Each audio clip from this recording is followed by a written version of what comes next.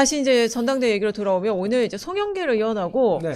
이거 깜짝 서프라이즈 출마 선언 이제 고민정 의원도 출마 선언을 했어요. 일단 송영길 의원 출마 선언 장면도 저희가 짧게 준비했거든요. 보시죠. 국민께서는 이번 지방선거에 민주당에 옐로우 카드를 보냈습니다. 대수롭지 않게 여긴다면 다음 총선은 레드 카드입니다. 이번 전당대회는 누가 더 선명한 사람인가를 뽑는 선거가 아닙니다. 누가 이재명 정부와 협력해서 대체 불가 대한민국을 만들 대표인가를 선택하는 선거입니다. 사랑하고 존경하는 당원 동지 여러분, 국민 여러분, 누구의 얼굴로 총선을 치르겠습니까?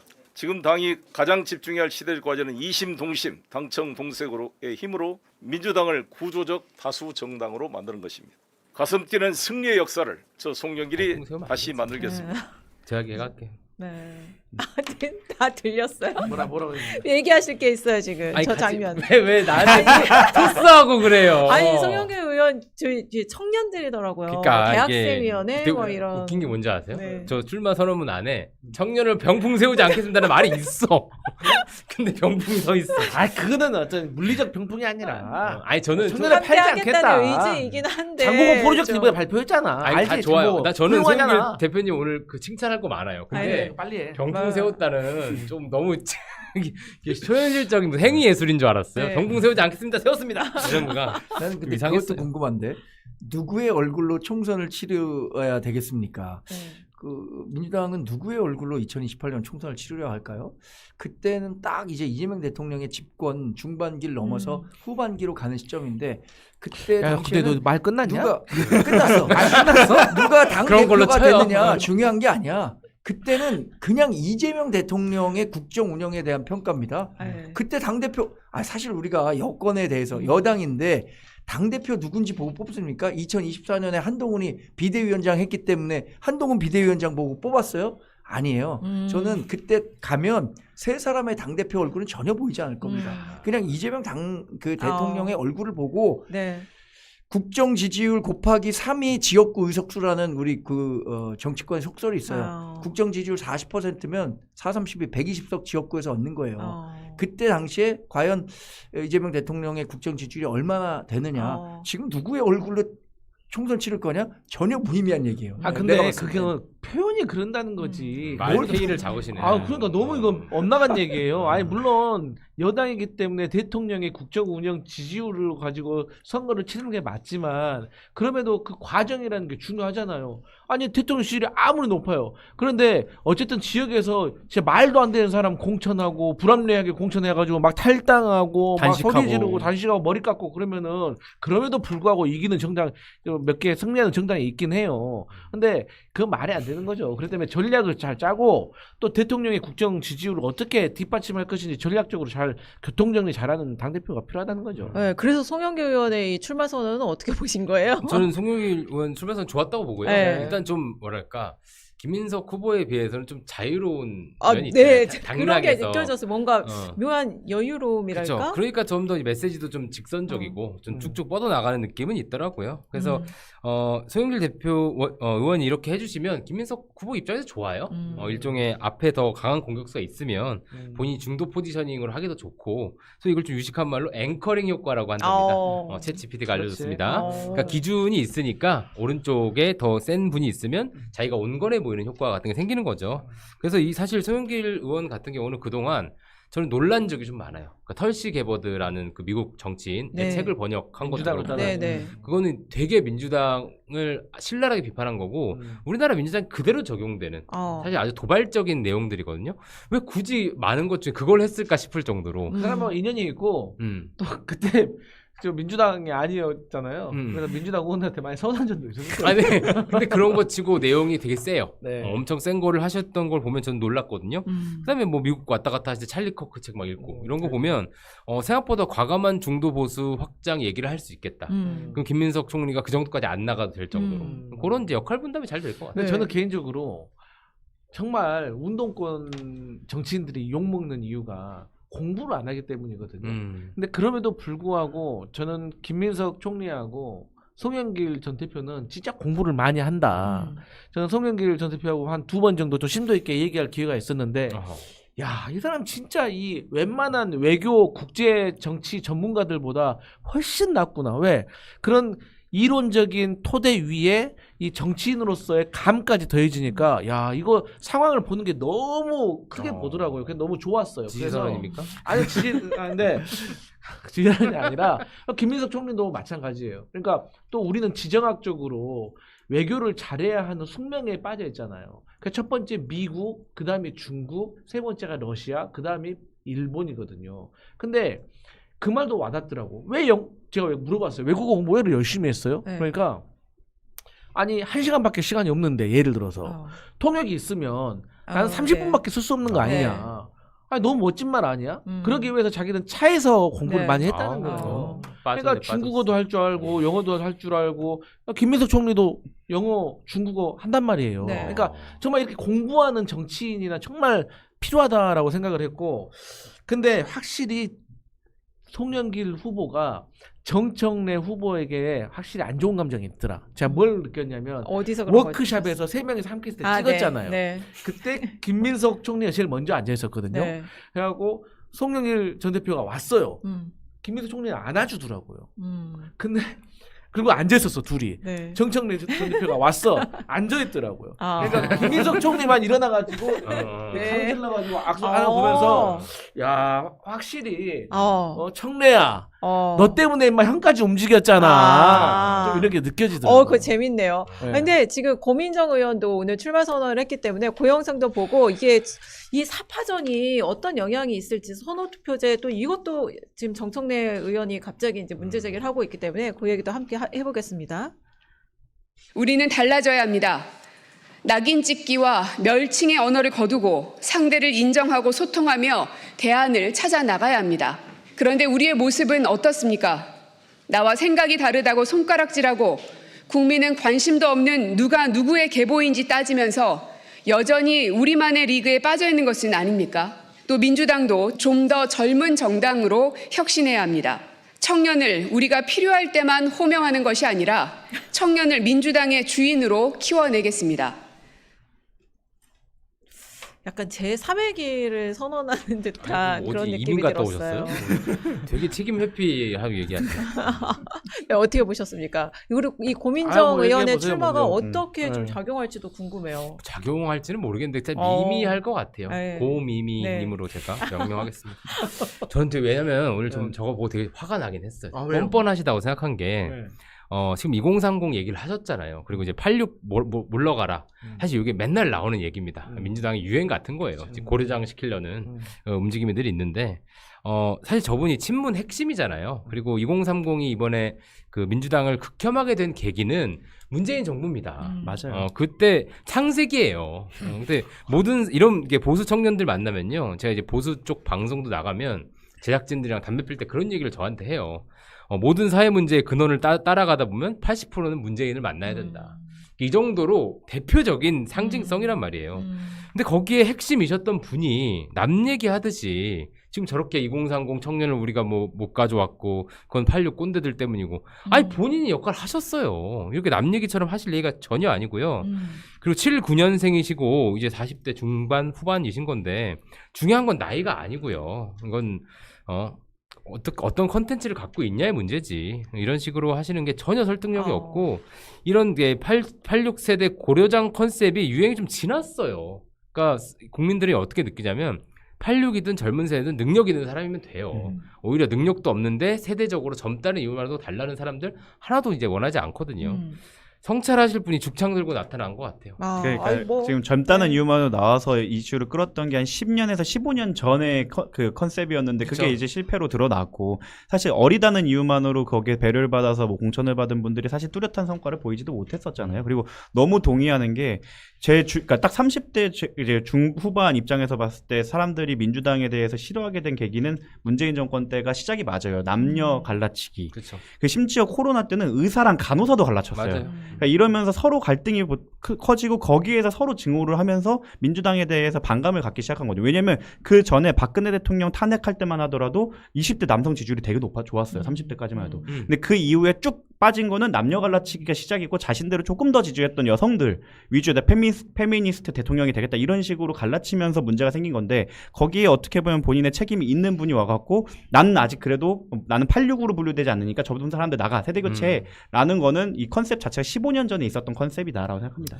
근데 그 15년 전에 있었던 컨셉이 지금도 하나도 실현되지 않았으니까 지금에 또 그 얘기가 나오는 거 아니겠어요? 아니 저는 그 86세대들에 대한 평가는 이제 뭐 마무리 단계로 가는 것 같아요. 2028년 총선 감히 예상이 보건데 민주당에서 86세대라고 하는 사람들 중에 70%는 날아갈 겁니다. 좀 그렇지 않고는 민주당이 다음번에 다수 정당이 될 수 없다는 것을 스스로도 자각하고 있을 거예요. 그렇기 때문에 2028년 총선은 분명히 2024년 총선과 좀 다른 양상으로 갈 거고 어쩌면 2030년 대선도 60년대생들이 대선 후보로 못 나올 가능성도 있다고 생각해요.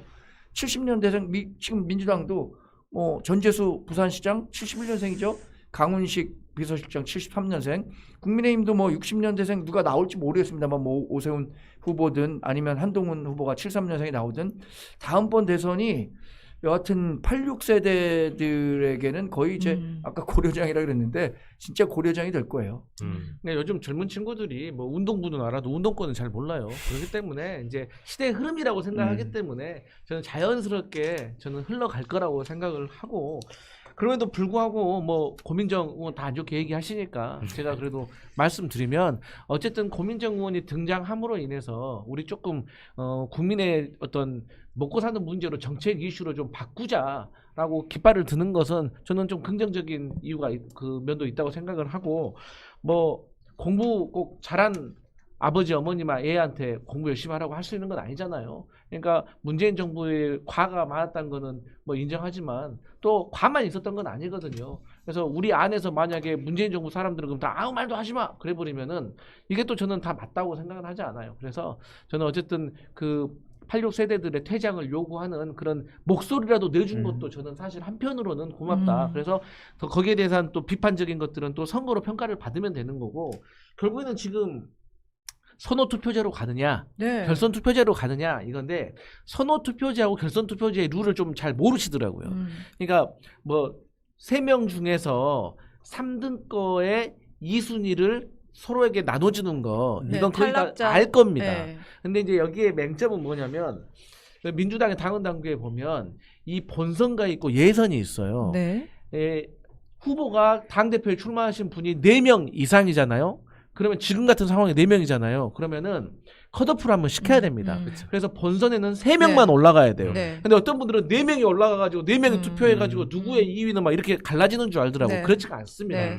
그리고 최고위원 같은 경우는 8명 이상일 때도 컷오프를 해가지고 8명만 올라가는 겁니다. 그러니까 이런 룰이 있다는 거고. 다만 저는 어제 그 결정이 났을 때 신청계 의원도 전준위에 있고 친명도 전준위에 있어요. 근데 어제는 말이 없다가 오늘 와서 말이 하는 거. 제가 오늘 아침 방송에서 그 말을 했어요. 분명 오늘 들고 일어서는 사람이 있을 거다. 밤새 계산기 두드려보고. 어제 두드려 봤을 거다. 그리고 반발하는 사람이 지고 있는 사람이다. 근데 실질적으로 별 의미가 없어요. 맞아요. 별 의미가 없어. 왜냐? 죄송한 말씀입니다만 고민정 의원이 제가 봤을 때는 이제 4위 할 수 있을 가능성이 매우 높아요. 그러면 의미가 없는 겁니다. 그냥. 그럼 기존의 3자 구도하고 똑같이 갖는 거예요. 결선 투표하고. 그런데 저는 오히려 정청래 캠프에서는 고민정 의원이 출마함으로 인해서 이 친문표가 떼져 나간다고 생각을 하시는 것 같아요. 근데 결국에는 3자 구도다. 그렇기 때문에 의미가 없다. 그러니까 그래서 뭐 친문진영 입장에서 협상장에 나서야 협상도 되는 거니까 일단 후보를 내는 거죠. 그래서 협상은 이제 세력으로 하는 게 아니라 후보로 하는 거니까. 근데 아까 말씀하신 약간 것만 얘기만 하면 저는 86세대를 이렇게 그냥 늙었으니까 혹은 니네 못했으니까 나가라가 아니라 그 세대보다 자기가 유능하다는 걸 증명하는 세대가 나와야 된다고 생각해요. 지금까지는 늘 우리 어리니까 할당 달라고 했어요. 그렇게 해서 맞아. 절대 못 이긴다고 생각하고 여기 분들 많이 싫어하시겠지만 그걸 유일하게 한번 이겨본 게 저는 이준석이라고 생각해요. 할당 달라고 안 하고 실력으로 자기 세대 윗세대를 이긴 거. 그러니까 그 방식이 실력이- 옳고 그르냐는 의견 차이가 있겠으나 그러니까 실력이란 거는 대중의 지지, 아. 대중의 지지를 받아서 네. 이겨봐야 된다 이거죠. 그래서 이제 그런 식으로 계산하기보다 극복하는 86세대를 그렇게 갔으면 좋겠어요. 아, 그 말은 맞는 말이야. 그래서 아까 말씀하셨던 그게 내용 극복하려면은 동등한 조건에서 싸워야 되는데 86은 이미 기득권화된 상태에서 싸우니까 아무리 능력이 뛰어난다고 하더라도 86을 쉽게 극복하기가 어려운 상태를 지금 구조적으로 만들어놨잖아요. 그러니까 그런 부분에 대해서는 뭐 고민이 필요하다고 생각하고 저는 왜 선호 투표제를 갑자기 전준위에서 꺼내 들었을까? 진짜 이해하기가 어려워요. 실무적으로 많은 당원들이 음. 거기 한다고 하니까 댓글 뭐 우리가 그래도 일반적으로 댓글을 보면 민주당 당원들이 무슨 생각하고 있나 알 수 있잖아요. 굳이 딴지 게시판을 가지 않는다고 하더라도 댓글에 보면은 아니 지난번까지 왜 결선 투표하다가 그거 간단하고 한데 왜 바꾸는 거지? 뭔가 바꾸는 데는 누군가에게 유리하게 그 룰을 세팅하려고 하는 거 아니야라는 의심을 산단 말이에요. 그걸 왜 하는지 이게 그래서 지난번에 근데 국회 부의장 경선 때 이미 적용했고 결선 네, 의장 투표 때. 한 번 더 하는 네. 것보다는 비용과 시간을 훨씬 줄일 수 있다는 장점도 있긴 있죠. 그 비용 줄이고 시간 줄이고 돈 줄이려다가 이거 선관위 사태가 난 거예요. 아니 그거하고 뭐 아니, 비교할 거 그거는- 비교해. 아니 선관위가 룰을 안 지킨 거잖아요. 맞어. 룰을 진짜 뭐 이거 룰이 억지고. 있고. 아니, 그러니까 저도 사실 그런 마음은 있습니다만 그럼에도 결과적 책임이라고 김민석 총리도 말하지만 결과적으로는 저는 이게 좋다고 생각을 해요. 선호 왜냐면 투표가요? 아니 저는 사실 선호 투표로 가나 결선 투표로 가나 결과는 똑같다니까요. 결과는 차이가 없어요. 왜냐면 아까 말씀드렸잖아요. 선호 투표제가 4명이 다 올라가가지고 2등이 누구냐고 쓰면은 정청래를 1순위 쓴 사람들이 2순위를 고민정을 쓴다거나 고민정을 1순위로 쓴 사람이 2위를 정청래를 쓴다고 하면 2대2의 네. 러닝메이트가 되지만 결국 3명밖에 못 네, 올라가요. 네. 그러니까 컷오프가 그게 된다는 안 돼. 거죠. 하지만 이게 결선 투표제로 가면은 일주일 후에 한다? 그러면요. 문자 발송하는데요. 캠프 이번 총선 때도 지방선거 때 알죠, 보니까 문자 발송하는데 소선거구에서 하루에 200~300 나가요. 근데 그러면 또 당원들한테 문자 발송해야 되고 그 간에 또 갈등도 싸우고 뭐 할 바에는 날씨도 덥고 휴가도 네. 가야 되니까 한 방에 끝내자. 근데 이 200 대목에서 정청래 의원이 아직 출마 선언을 안 하고 있는데 이 출마를 혹시 안 할 수도 있다고 보세요? 저는 어떻게 안 하는 보세요? 게 본인 미래 정치 여정을 위해서라도 좋다라고 생각을 하고 왜냐면 내가 갈등의 씨앗을 뭐 막았다 내가 희생해서 라는 서사라도 생길 텐데 본인만 바라보면은 그게 쉬울 것 같지만 본인을 지금 따르고 지금 선봉에 나선 분들이 그거를 과연 놔둘까 그러니까 오늘은 또 최민희 의원, 이성윤 의원의 그 의혹 제기가 좀 해소가 되니까 최민희 의원이 또 해서 김민석 후보한테 도대체 큰 선거 뭘 치러봤냐 이렇게 또 맞붙더라고요. 네. 그러니까 정청래 그런 분들 말씀하시는 정청래 의원 혼자라고 한다면 저는 이게 분열이 너무 심해지는 것 같다. 나는 여기서 분열을 막는 난 민주당원이다. 라는 식으로 멋있게 멘트하면서 물러난다고 하면 아마 조금 이런 분열이 왜냐면 김어준 공장장도 이제 슬슬 어떻게 보면 중립적으로 보여지는 느낌이 있으니까 퇴로가 열렸다고 생각하고 저는 선호투표제도 좋은 명분이 될 수도 있을 것 같아요. 그러니까 나는 약간 억울하게 당했다는 식으로 하면서 결과적인 목적은 그거거든요. 다음 본천 때 나 컷오프 하면은 이거 연속이야 보복이야 라는 식의 그냥 메시지만 남기고 후퇴한다고 하면 봐봐 그때 나 당대표 나가서 내가 분탕 칠 수 있었는데 안 했어. 선호투표제도 내가 받은 거야 그냥 이런 식으로 한다면 본인의 정치 인생이 열리고 나중에 뭐 선수가 쌓이면 뭐 의장이든 뭐든 할 수 있을 여지가 생기지만 만약에 혼자 계속 나와갖고 정말 첨예한 대립으로 갔다가 패배를 한다 그러면 또 보장이 안 되는 거거든요. 정치라는 목숨을 건 게임은 그런 신용 거래를 절대 허용하지 않겠죠. 그렇지. 살려는 드릴게라는 말이 나와야 그때 지지를 쳐야죠. 지금부터 먼저 꼬리를 내려버리면 어떠한 협상도 만들어지지 않을 것 같아요. 그러니까 스스로 퇴로를 좀 막아온 1년이었던 것 같아요. 누굴 탓하겠습니까? 돌아설 길이 없다. 그렇죠. 갈 길이 없다. 지금 최민희 의원님이나 이런 분들도 도움이 별로 안 되시는 거예요. 이게 여러 가능성의 선택 여지가 높아야 되는데 무슨 정주영처럼 해봤어? 자꾸 이런 얘기 하시네. 길이 없으면 만들어라 막. 어쨌든 박용진 의원 같은 분도 공천 걱정이 없는 네. 투명한 공천을 하겠다고 했는데 2024년에 박용진 의원의 전례를 민주당 의원들이 다 보고 배웠을 거 아닙니까? 제가 이런 교훈을 아직도 외우고 드립니다. 있다 그냥. 저 민주당 그 의원들에게는 이런 교훈을 하나 드리니까 그러면- 잘들 대처하십시오. 그래서 정청래 의원이 어떻게 해야 돼요? 아 근데 안 나올 분 같으면 어제 자기 정치 2,300장가 뭐 그걸 썼겠습니까? 안 나올 10가지. 분 같으면 맞아요. 네. 예, 저 정청래 그러니까 제가 이런 말씀 많이 들었는데 이 출마하시는 분은요, 이 보통 사람하고 DNA가 다릅니다. 맞아요. 접근 방식이 달라요. 그러니까 또 박지원 의원도 이런 말을 했어요.